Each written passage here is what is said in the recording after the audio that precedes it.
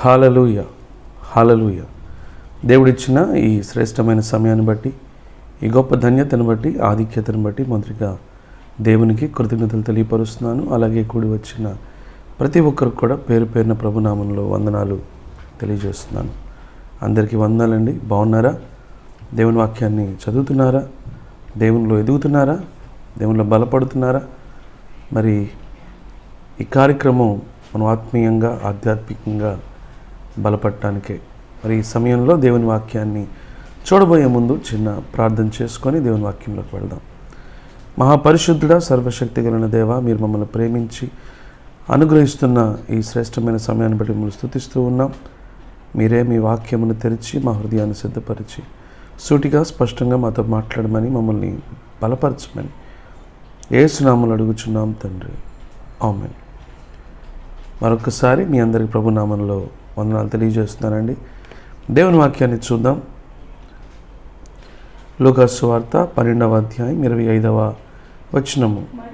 మరియు మీలో ఎవడు చింతించుట వలన తన ఎత్తును మూరెడు ఎక్కువ చేసుకొనగలడు. కాబట్టి అన్నిటికంటే తక్కువైనవి మీ చేత కాకపోతే తక్కిన వాటిని గురించి మీరు చింతింపనేలా. యేసుక్రీస్తు ప్రభు ఆయన మాటలు వింటున్న వారితోటి చెబుతున్న మాట ఏంటంటే, మీరు చింతింపనేలా. ఈ చింతించడాన్నే ఇంగ్లీష్లో వరీ అని చెప్పని అంటారు. Why do you worry? మీరు ఎందుకు చింతిస్తున్నారు? చింతించడం వలన మీ పరిస్థితులు మారుతాయా? చింతించడం వలన మీ సమస్యలు తీరుతాయా? చింతించడం వలన మీకు ఏదన్నా మేలు కలుగుతుందా? చింతించడం వలన మీ జీవితంలో ఏదన్నా అసాధ్యమైంది సుసాధ్యమవుతుందా? అవ్వదు కదా. ప్రభు అదే ప్రశ్న ఇక్కడ వేస్తున్నాడు. Who of you by worrying can add a single hour to your life? మీ జీవితంలో మీ ఆయుష్కి 1 గంట మీరు పెంచగలరా? తెలుగులో అయితే దాన్ని మరొక విధంగా మరి రాయడం జరిగింది. మీలో ఎవడైనాను మీరు చింతించడం వలన తన ఎత్తును మూరెడు ఎక్కువ చేసుకొనగలడా? చేసుకోలేడు కదా. ఏ వ్యక్తి కూడా తన ఆయుష్ని పొడిగించుకోలేడు.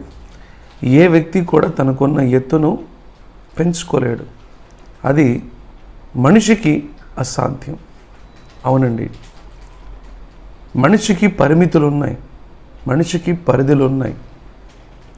మనము ఆలోచించడం వలనో, మనము దిగులు పడటం వలనో, మనము దుఃఖపడటం వలనో, మనం బాధపడటం వలనో, మనం భయపడటం వలనో, మనము ఆందోళన చెందటం వలనో, మనం కృంగిపోవడం వలనో మన పరిస్థితులు మారవు, మన సమస్యలు తీరవు.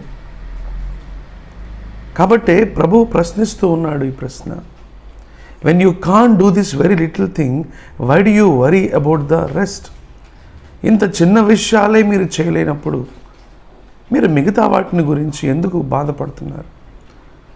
ఎందుకు దిగులు పడుతున్నారు? ఎందుకు దుఃఖపడుతున్నారు? దేవుని దృష్టికి చిన్నవిగా ఉన్నాయి. ఏంటివి? మనిషి ఆయుష్ను పొడిగించడం అనేది దేవుని దృష్టికి చాలా చిన్నది. ఎందుకంటే ఆయుష్నిచ్చేవాడు, ఆరోగ్యాన్ని ఇచ్చేవాడు దేవుడే.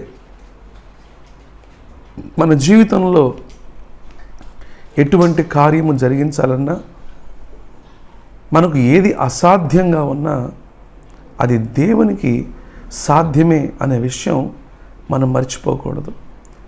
ఆదికాండంలో మనం చూసినట్లయితే అక్కడ దేవుడు అబ్రహామును, శారాను వారి కుటుంబాన్ని దర్శించినప్పుడు అక్కడ వారితో మాట్లాడుతున్నాడు ఈ మాట. ఏ మాట? 10వ వచనం, 18వ అధ్యాయము 10వ వచనంలో కనుక మనం చూస్తే అక్కడ రాయబడిన మాట ఈ విధంగా ఉంది. అందుకు ఆయన మీదటికి ఈ కాలమున నీ యొద్దకు నిశ్చయముగా మరలా వచ్చేదను, అప్పుడు నీ భార్య అయిన శారాకు ఒక కుమారుడు కలుగునని చెప్పాను. అబ్రహాము శారా యొక్క కొరత, అబ్రహాము శారా యొక్క కొదువ, అబ్రహాము శారాకున్న మరి దిగులు, వారికి ఉన్న మరి బాధ ఏంటి అని చెప్పనంటే సంతానం లేమి. అటువంటి కుటుంబాన్ని దేవుడు దర్శించాడు. అలా దర్శించినప్పుడు వాళ్ళతో మాట్లాడుతున్నాడు, లేదా వాగ్దానం చేస్తున్నాడు. నేను మరలా ఇదే సమయానికి మీ దగ్గరికి వచ్చే సంవత్సరం వస్తాను. ఆ సమయానికి శారా, నీ భార్య అయిన శారా ఒక కుమారుణ్ణి కంటుంది అని చెప్పనని దేవుడు తెలియపరుస్తున్నాడు. ఇప్పుడు శారా రెస్పాన్స్ చూద్దాం ఎలాగుందో. శారా ఆయన వెనుక నుండిన గుడారపు ద్వారమందు వినుచుండెను. అబ్రహామును శారాయును బహుకాలము గడిచిన వృద్ధులై ఉండిరి. స్త్రీ ధర్మము శారాకు నిలిచిపోయాను గనక శారా నేను బలము ఉడిగిన దానైన తరువాత నాకు సుఖము కలుగున, నా యజమానుడు కూడా వృద్ధుడై ఉన్నాడు కదా అని తనలో నవ్వుకొనెను. ఇక్కడ శారా అబ్రహాములు దేవుని యందు విశ్వాసం కలిగిన వారే, కానీ శారా అబ్రహాములు దేవుని మాటకు విధేయత చూపించేవారే, కానీ శారా అబ్రహాములు దేవుని పట్ల గౌరవ మర్యాదలు కలిగి ఉన్న వాళ్ళే. కానీ ఇక్కడ దేవుడు చెప్పిన మాట శారాకు చాలా అసాధ్యంగా, అసాధారణంగా కనిపించింది. తాను ఒక కొరతలో ఉంది, తాను ఒక అవసరతలో ఉంది. ఆ కొరత, ఆ అవసరత ఆమెను దిగులులో, దుఃఖములో, బాధలో, వేదనలో ఉంచింది. వాళ్ళని దర్శించిన దేవుడు ఆమెను ఉద్దేశించి చెబుతున్న మాట, మరలా వచ్చే సంవత్సరం ఇదే సమయానికి ఆమె కుమారుని కంటుంది అని చెప్తే ఆ మాట శారాకి బహు కష్టంగా ఉంది. ఎందుకు కష్టంగా ఉందంటే అది అసాధ్యంగా అనిపించింది. ఏమిటి అసాధ్యము? ఎందుకు అసాధ్యము? అక్కడ చెబుతున్న కారణాలు కనుక మనం చూస్తే, నేను బలము ఉడిగిన దానను అంటే తన వయస్సును గురించి అక్కడ మాట్లాడుతుంది. నాకు స్త్రీ ధర్మము నిలిచిపోయింది, బయలాజికల్గా మాట్లాడుతుంది. అలాగే తన భర్తను గురించి మాట్లాడుతూ నా భర్త కూడా వృద్ధుడు కదా అని మాట్లాడుతుంది. అంటే దేవుడు చెప్పిన కార్యం నెరవేరాలి అని చెప్పనంటే ఇవన్నీ మరి ఆటంకాలుగా ఉన్నాయి కదా, ఇవన్నీ కూడా ప్రతికూలంగా ఉన్నాయి కదా, మరి దేవుడు చెప్పింది ఎలా నెరవేరుతుంది అని తనలో తాను నవ్వుకుంటుంది అని చెప్పనంటే అర్థం ఇది ఎలా జరుగుతుంది. ఈరోజు మనలో కూడా చాలామంది దేవుని మాటలు విన్నప్పుడు, దేవుడు చెప్పే మాటలు మరి విన్నప్పుడు విశ్వాసాన్ని చూపించరు.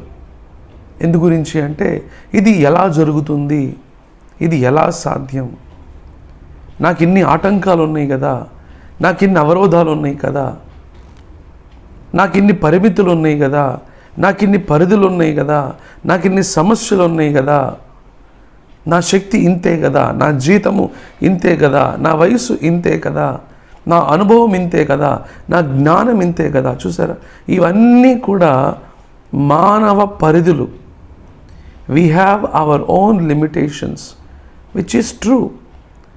మనకు మానవ పరిధులు ఉన్నాయి, మనకు పరిమితులు ఉన్నాయి, ఇది కరెక్టే. అయితే ఒక విషయం మనం గమనించాలి, తెలుసుకోవాలి. అదేంటి అంటే మనిషికైతే పరిధులు ఉంటాయి, కానీ దేవునికి పరిమితులు ఉండవు అనే విషయాన్ని మనం తెలుసుకోవాలి.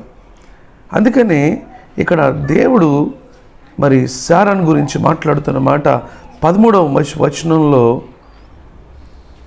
శారా నవ్వనేలా శారా నవ్వనేలా అని చెప్పనని మరి దేవుడు ప్రశ్నిస్తున్నాడు. ప్రశ్నిస్తూ 14వ వచనంలో కనుక మనం చూసినట్లయితే, is there anything too hard for the Lord? దేవునికి అసాధ్యమైంది ఏదన్నా ఉందా అని చెప్తున్నాడు. అవునండి, దేవునికి అసాధ్యమైంది ఏది కూడా లేదు.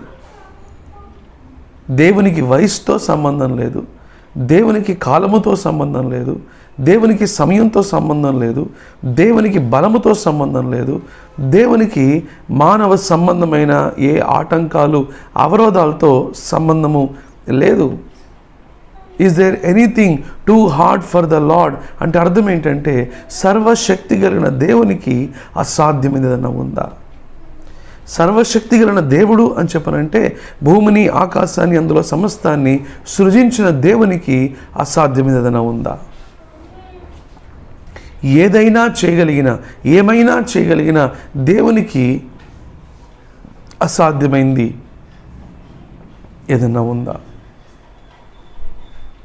దేవుడు ఏదైతే చెప్పాడో అదే ప్రకారము శారా కుమారుని కనగలిగింది, ఇస్సాకుకు జన్మనిచ్చింది. ప్రియ సహోదరి, ఈరోజు దేవుడు తెలియపరుస్తున్నాడు, వై డు యూ వరీ? నువ్వు దేనికి చింతిస్తున్నావు? నీ ఎత్తును నువ్వు పెంచుకోలేవు, నీ ఆయుష్ని నువ్వు పెంచుకోలేవు, నీ శక్తి చాలదు. మరి నువ్వు ఎందుకు నీ శక్తి ద్వారా ఇది చేయగలను అన్నట్లుగా, నీ సామర్థ్యం ద్వారా ఇది చేయగలను అన్నట్లుగా, నీకున్న తెలివితేటల ద్వారా ఇది చేయగలను అన్నట్లుగా, నీ ఆలోచన ద్వారా ఇది చేయగలను అన్నట్లుగా ఆలోచిస్తున్నావు, దిగులు పడుతున్నావు, దుఃఖపడుతున్నావు అని చెప్పని ప్రశ్నిస్తున్నాడు. దేవుని వాక్యంలో సామెతల గ్రంథము 3వ అధ్యాయంలో కనుక మనం చూసినట్లయితే అక్కడ రాయబడిన మాట ఈ విధంగా ఉంది. అదేమిటి అని చెప్పనంటే, trust in the lord with all your heart and lean not unto your own understanding. నీ స్వబుద్ధిని ఆధారము చేసుకొనక నీ పూర్ణ హృదయముతో యెహోవా యందు విశ్వాసముంచుము. అది మన స్వబుద్ధి మనకెప్పుడు కూడా మానవ పరిమితమైన జ్ఞానంతో ఆలోచనలు ఇస్తుంది. మనిషి జ్ఞానం ఎంతటిదండి, ఏ పాటిదండి? ఎంతో పరిమితమైన జ్ఞానం, ఎంతో మరి సామాన్యమైన సాధారణమైన జ్ఞానము. ఈ జ్ఞానముతోటి దేవుని కార్యములను గురించి మనము ఆలోచించగలమా? ఈ జ్ఞానముతోటి దేవుని శక్తిని, సామర్థ్యాన్ని అంచనా వేయగలమా? వేయలేం కదా. అందుకనే వాక్యంలో చాలా స్పష్టంగా రాయబడి ఉంది, నీ స్వబుద్ధిని ఆధారం చేసుకోవద్దు. Do not lean unto your own understanding. నీ స్వబుద్ధిని, నీ సొంత ఆలోచనను, నీ సొంత జ్ఞానాన్ని నువ్వు ఆధారంగా చేసుకోవద్దు. దాని ప్రకారంగా నువ్వు నడవద్దు, నష్టపోతావు. కాబట్టి నువ్వు చేయవలసిందేంటి? దేవుని యందు సంపూర్ణముగా ఆధారపడు, దేవుని యందు నమ్మిక ఉంచు. ఒక సహోదరి నన్ను అడుగుతూ ఉంది, తన కష్టాలన్నీ కూడా చెప్పుకున్న తర్వాత, తనకున్న సమస్యల గురించి చెప్పుకున్న తర్వాత, నేను ప్రార్థన చేసిన తర్వాత ఒక మాట అడుగుతూ ఉంది. అదేంటి అని చెప్పనంటే, తనకున్న ఆర్థిక అవసరతలను బట్టి ఎక్కడైనా సరే మరి తక్కువ వడ్డీతోటి నాకు డబ్బులు ఇప్పించగలరా అని చెప్పనని ఎంతో బాధతో అడిగింది ఆ చెల్లి. ఆ చెల్లి అడిగిందని నేను చాలా బాధపడ్డాను. అమ్మా, నేను ఏమని వాక్యం చెబుతానో తెలుసా?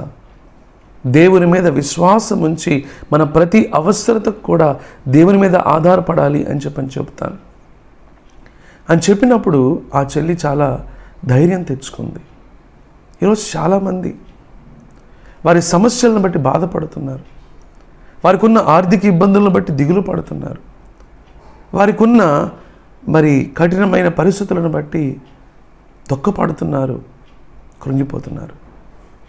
కానీ మన దేవుడు ఏదైనా చేయడానికి సరిపోయినవాడు అనే విషయం మనం నమ్ముతున్నామా? నీ అప్పులు ఈరోజు ఎన్ని లక్షలన్నా ఉండొచ్చేమో. అన్ని లక్షల అప్పును దేవుడు తీర్చలేడా?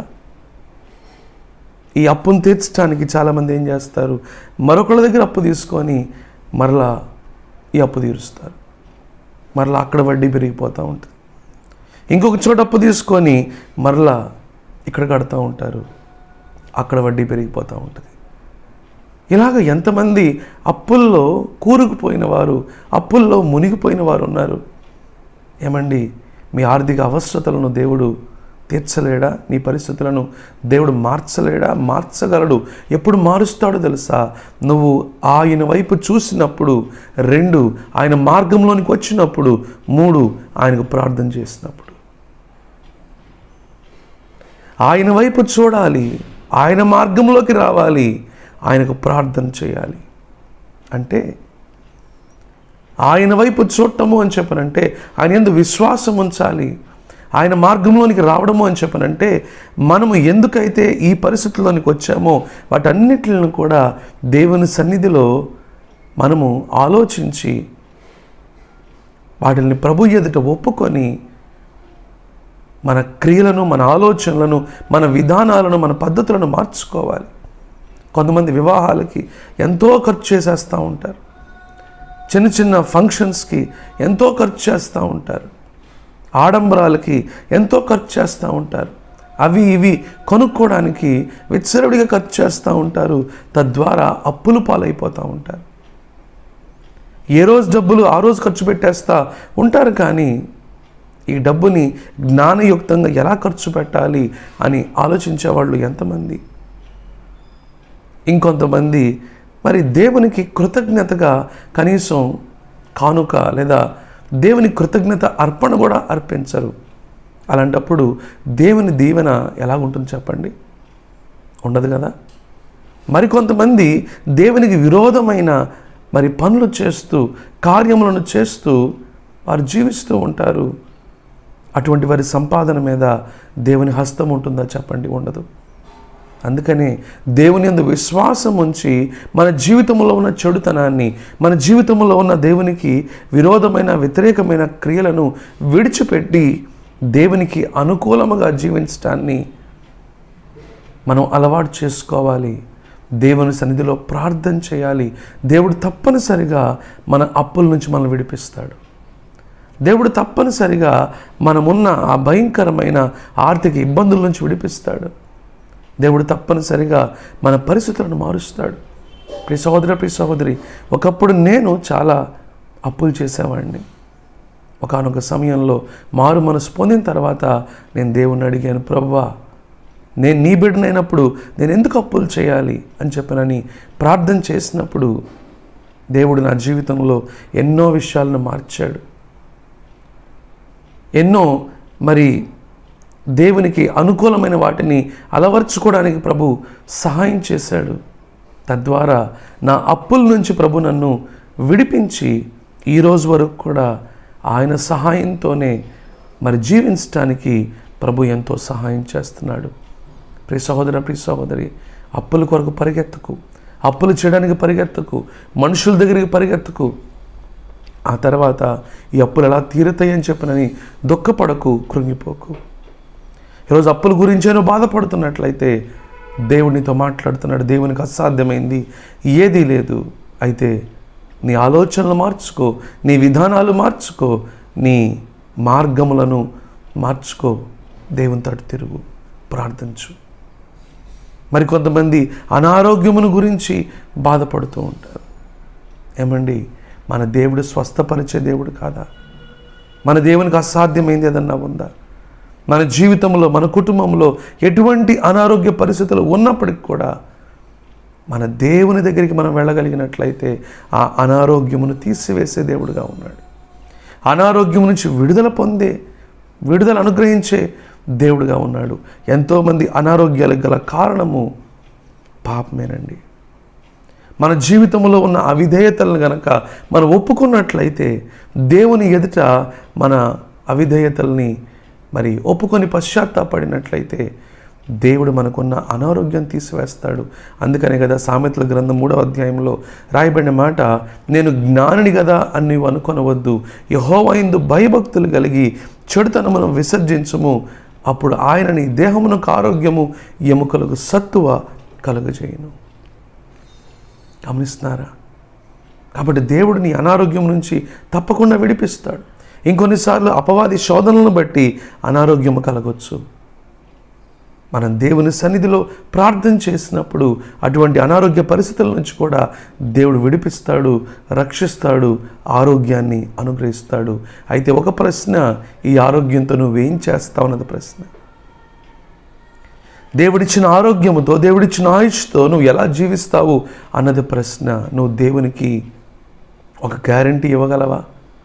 దేవునికి నువ్వు మాట ఇవ్వగలవా? ప్రభువా, నీవిచ్చిన ఆరోగ్యాన్ని ఖర్చు పెడతాను, నీవిచ్చిన ఆయుష్ని ఖర్చు పెడతాను, ప్రభువా నీకు మహిమకరంగా బ్రతుకుతాను, నీ చిత్తాన్ని జరిగిస్తాను, నీకు అనుకూలమైన మార్గంలో నడుస్తాను, నీకు మహిమకరంగా బ్రతుకుతాను అని దేవునితో నువ్వు తీర్మానం చేసుకోగలవా? ప్రియ సహోదరుడా, ప్రియ సహోదరి, ఎంతోమంది దేవుడిచ్చిన ఆరోగ్యాన్ని నిర్లక్ష్యం చేసి విచ్చలవిడి జీవితాన్ని జీవించి తాగుబోతులుగా, తిరుగుబోతులుగా, వ్యభిచారులుగా, అక్రమ క్రియలు చేస్తూ, అక్రమ సంబంధాలు పెట్టుకొని అపవిత్రమైన జీవితాన్ని జీవిస్తున్న వాళ్ళుగా ఎంతోమంది ఉన్నారండి.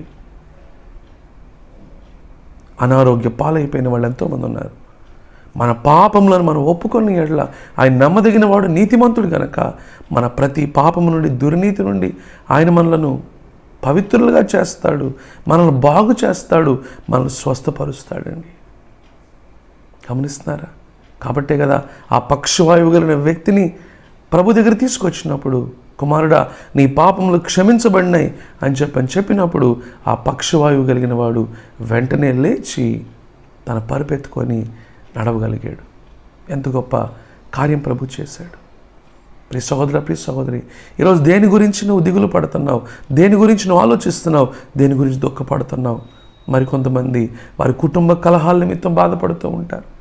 భార్యను బట్టి భర్తలు, భర్తలను బట్టి భార్యలు, వారికి ఉన్న మరి వాళ్ళ అసమాధానాన్ని బట్టి ఎంతో నెమ్మది లేకుండా ఉంటున్న పరిస్థితి. ప్రియ సహోదరుడా, ప్రియ సహోదరి, రోజు మనం నేర్చుకోవాల్సింది దేవుని మాట వినడం, మనం నేర్చుకోవాల్సింది దేవుని దగ్గరికి రావడం, మనం నేర్చుకోవాల్సింది దేవుని మాటకు విధేయత చూపించడం. ఏం చెబుతున్నాడు దేవుడు? ప్రేమించమని చెబుతున్నాడు. ఏం చెబుతున్నాడు దేవుడు? క్షమించమని చెబుతున్నాడు. ఏం చెబుతున్నాడు దేవుడు? సమాధానపడమని చెబుతున్నాడు. ఏం చెబుతున్నాడు దేవుడు? ప్రార్థించమని చెబుతున్నాడు. నీ భర్తతో కానీ, నీ భార్యతో కానీ నీకు విభేదాలు ఉండొచ్చు, కానీ ద్వేషము ఉండటానికి వీల్లేదు. నీ భార్యకి మధ్య విభేదాలు ఉన్నట్లయితే మీ ఇరువురు కూడా దేవుని సన్నిధిలో కూర్చొని ప్రార్థన చేయండి, మోకరించి ప్రార్థన చేయండి, దేవుని వాక్యాన్ని చదవండి, ఒకరిని మరొకరు క్షమించండి, ఒకరిని మరొకరు గౌరవించండి. దేవుడు తప్పనిసరిగా మీ కుటుంబంలో నెమ్మది తీసుకొస్తాడు. ఎవరికి నచ్చింది వారు చేయాలి అని చెప్పి అనుకోవడం కాదు, దేవుని చిత్తమైంది చేయాలి అని చెప్పి అనుకోవడమే కుటుంబంలో సమాధానానికి కారణం. అలాగే మరికొంతమంది వారి కుటుంబంలో ఉన్న బిడ్డల నిమిత్తం ఎంతో దిగులు పడుతున్న పరిస్థితి. ముఖ్యంగా ఈ రోజుల్లో యవనస్తుల నిమిత్తము, బిడ్డల నిమిత్తము తల్లిదండ్రులు ఎంతో కలవరంతో ఉన్నారు, ఎంతో బాధతో ఉన్నారు, ఎంతో ఇబ్బందులతో ఉన్నారండి. ఎందుకని? పిల్లలు మాట వినట్లేదని, పిల్లలు నిష్ప్రయోజకులుగా ఉంటున్నారని, పిల్లలు దారి తప్పుతున్నారని, పిల్లలు చెడు అలవాట్లకు బానిసలు అయిపోతున్నారని ఎంతమంది తల్లిదండ్రులు ఈరోజు కన్నీరు కారుస్తున్న పరిస్థితి. దానికి కారణం ఏమిటంటే, ఒకటి, లోకము బహుభయంకరంగా ఉంది. రెండవది, కుటుంబంలో కూడా సరైన వాతావరణము బిడ్డలకి లేకపోవడం. సరైన వాతావరణం లేకపోవడం అంటే అర్థం ఏంటి? కుటుంబంలో ఒకటి, ప్రార్థన లేకపోవడము. రెండు, కుటుంబంలో మంచి వాక్యానుసారమైన జీవితము లేకపోవడము. ప్రియ సహోదరుడా, ప్రియ సహోదరి, మొదటి నీ ప్రార్థనా జీవితాన్ని సరిచేసుకో. నీ కుటుంబంలో వాక్యానుసారమైన జీవితాన్ని జీవించడానికి అలవాటు చేసుకో. అప్పుడు ప్రార్థించు, తప్పనిసరిగా దేవుడు నీ బిడ్డల్లో కార్యం చేస్తాడు. ఇంకొంతమంది జీవితాల్లో అయితే, ఇంకొంతమంది కుటుంబాల్లో అయితే తల్లిదండ్రులు బాగున్న, ప్రార్థన చేసేవాళ్ళుగా ఉంటున్న బిడ్డలు నిష్ప్రయోజకులుగా ఉంటున్నారు, మాట వినకుండా ఉంటున్నారు. అయితే తప్పనిసరిగా దేవుని దగ్గర మనకు నిరీక్షణ ఉందండి. తప్పనిసరిగా దేవుని దగ్గర మనకు జవాబు ఉందండి. తప్పనిసరిగా దేవుని దగ్గర మన సమస్యకు పరిష్కారం ఉందండి. ఏమిటది అని చెప్పనంటే ప్రార్థన, ప్రార్థన, ప్రార్థన. ఏది మనకు అసాధ్యమో అది దేవునికి సాధ్యం. అపవాది మరి బిడ్డల్ని దోచుకోవడానికి ఎన్నో రీతులుగా ఈరోజు ప్రయత్నిస్తున్న పరిస్థితి. మొబైల్ ఫోన్స్ ద్వారా, టీవీల ద్వారా, గేమ్స్ ద్వారా, రకరకాల లోక సంబంధమైన ఆకర్షణల ద్వారా అపవాది బిడ్డలను దోచుకుంటున్నాడు. అయితే తల్లిదండ్రులు అనేవాళ్ళు ఆ బిడ్డల్ని అపవాది చేతిలో నుండి జయించాలి అని చెప్పనంటే బలమైన, శక్తివంతమైన ప్రార్థనా జీవితం కావాలి. ప్రార్థన ద్వారానే మనం జయించగలం. ప్రార్థన ద్వారానే మన బిడ్డల్ని మనం పొందుకోగలం. ప్రార్థన ద్వారానే మనము మన బిడ్డల్ని దేవుని మార్గంలోనికి నడిపించుకోగలం. దేవునికి అసాధ్యమైనది ఏదీ లేదండి. ఒనేసిమును గురించి రాయబడిన మాట, అతడు పేరుకేమో ప్రయోజకుడు కానీ అతని జీవితం అంతా కూడా నిష్ప్రయోజనకరమైన జీవితమే, పాప సంబంధమైన జీవితమే, ఎంతో మరి చీకటి జీవితము. అయితే ప్రభు సువార్త అతను విన్నప్పుడు పౌలు దగ్గర ప్రయోజకుడిగా మారాడు, పరిశుద్ధుడిగా మారాడు, సంఘానికి ఎంతో ఆశీర్వాదకరంగా మారాడు. ప్రియ సహోదర, ప్రియ సహోదరి, ఈరోజు నీ కుటుంబంలో బిడ్డలను కూడా దేవుడు తప్పనిసరిగా మారుస్తాడు, ప్రయోజకులుగా చేస్తాడు, పరిశుద్ధులుగా చేస్తాడు, ప్రార్థనాపరులుగా చేస్తాడు, అనేకులకు ఆశీర్వాదకరంగా చేస్తాడు. అయితే మనం చేయాల్సింది వాళ్ళ నిమిత్తము ఎడతెగక పట్టుదలతో, విశ్వాసంతో ప్రార్థన చేయాలి. దేని నిమిత్తం నువ్వు దిగులు పడుతున్నావు? దేని నిమిత్తం నువ్వు దుఃఖపడుతున్నావు? ఇంకొంతమంది వివాహాల నిమిత్తము ఆలోచిస్తూ బాధపడుతూ ఉంటారు. మరికొంతమంది ఉద్యోగాల నిమిత్తము ఆలోచిస్తూ బాధపడుతూ ఉంటారు. ఇంకొంతమంది చదువు నిమిత్తము ఆలోచిస్తూ బాధపడుతూ ఉంటారు. నీ సమస్య ఏదైనప్పటికీ కూడా దేవునికి నీ సమస్య తెలుసు అనే విషయాన్ని మర్చిపోవద్దు ప్రియ సహోదరుడా, ప్రియ సహోదరి. నీకు శ్రేష్టమైంది ఇవ్వడానికి దేవుడు ఇష్టపడుతున్నాడు. అది ఉద్యోగం కావచ్చు, అలాగే అది వివాహం కావచ్చు, లేకపోతే అది జ్ఞానం కావచ్చు. శ్రేష్టమైన దేవునికి ఇవ్వడానికి ఇష్టపడుతున్నాడు. నువ్వు చేయవలసిందల్లా ప్రార్థన చేయటమే. నువ్వు విశ్వాసంతో ప్రార్థన చేసి దేవుని వైపు విశ్వాసంతో చూసినప్పుడు దేవుడు తప్పనిసరిగా నీ ప్రార్థన వింటాడు. శ్రేష్టమైన ఈవులతో, శ్రేష్టమైన జవాబుతో, శ్రేష్టమైన కార్యములతో నిన్ను తృప్తిపరుస్తాడు, నీకు మేలు చేస్తాడు. దావీదు తన అనుభవంలో నుంచి చెప్పిన మాట ఏంటో తెలుసా అండి? పక్షిరాజు యవనం వలె నీ యవనము క్రొత్త తగుచున్నట్లు మేలులతో ఆయన నీ హృదయమును తృప్తిపరుచున్నాడు. ప్రియ సహోదరుడా, ప్రియ సహోదరి, దేని గురించి నీకు దిగులు? దేని గురించి నీకు దుఃఖము? నువ్వు ఆలోచించడం వల్ల ఏ పరిస్థితిని మార్చలేవు. దిగులు పట్టడం వల్ల, దుఃఖపడటం వల్ల ఏమీ సాధించలేవు. కానీ ఈరోజు నీ పరిస్థితిని దేవునికి అప్పగించగలిగినట్లయితే, దేవుని మాట వినడానికి ఇష్టపడినట్లయితే, ప్రభుకి ప్రార్థన చేయడానికి సిద్ధపడినట్లయితే ఆయన జీవితంలో గొప్ప కార్యాలు చేస్తాడు. నిన్ను సంతోషంతో, సమాధానంతో నింపుతాడు. అట్టి కృప దేవుడు మనకు అనుగ్రహించును గాక. ప్రార్థన చేద్దాం. మహాపరిశుద్ధుడా, ఎంతో సూటిగా స్పష్టంగా మాతో మాట్లాడారు. వెత్తబడిన వాక్యం అందరి హృదయాల్లో పనిచేయనట్లు, ఫలించినట్లు సహాయం చేయండి. ఎవరు ఏ సమస్యలో ఉన్నా, ఎవరు ఏ శోధనలో ఉన్నా, ఎవరు ఏ కొరతలో ఉన్నా మీరే వారి అవసరతను తీర్చి మీ బిడ్డలకు మేలు చేసి తృప్తిపరచమని సర్వశక్తి కలిగిన యేసు నామములో అడుగుచున్నాము తండ్రి, ఆమేన్. మన తండ్రి అయిన దేవుని యొక్క ప్రేమ, కుమారుడైన యేసుక్రీస్తు యొక్క కృప, పరిశుద్ధాత్మని యొక్క అన్యోన్య సహవాసం ఇప్పుడు ఎల్లప్పుడూ సదాకాలం మనందరికీ తోడై ఉండి మనం సంరక్షించును గాక. ఆమేన్.